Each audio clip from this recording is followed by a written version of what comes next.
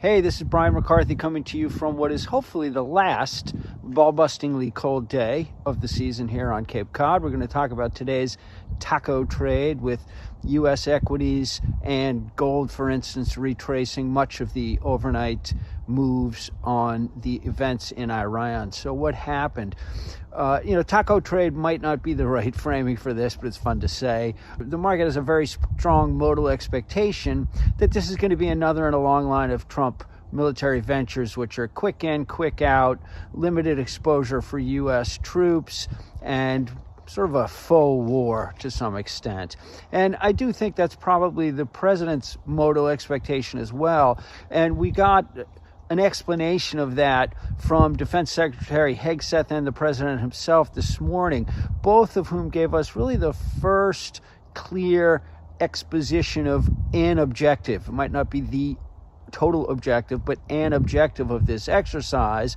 And they both suggested that Iran, whose nuclear capacity we had been told 6 months ago was wiped out, was actually using conventional weaponry as a shield to continue pursuing their nuclear ambitions. So this sets up some unspecified degree of conventional degradation as an objective, which gives the president the option at any moment to say, we've destroyed their conventional shield capabilities, we're out of here.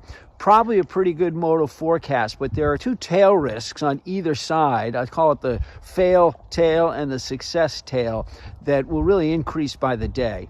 The failure tail would be Iran gets lucky and strikes a major blow to U.S. personnel somewhere. This would make it impossible for Trump to stop short of anything short of regime change, probably. The too much success tale is that the government in Iran could just fall apart spontaneously. The place could descend into anarchy, some form of slaughter of one side or the other, a humanitarian disaster as civilian infrastructure was already in bad shape before all of these munitions started falling on the place. And that could just create a mess that President Trump has political and moral responsibility to clean up. And that's probably not doable without troops on the ground. So there's still plenty of risk that he could get drawn into this. Let's talk quickly about the Venezuela scenario. Seems unlikely that the Iranian government, what is left of it, there's stories that they've already enacted a plan to sort of regionalize government into 31 self-executing units. So it's not even clear that there is a Delcy Rodriguez figure to sort of take over the regime and cry uncle and tell Trump, we'll stay in power, but we'll give you what you want.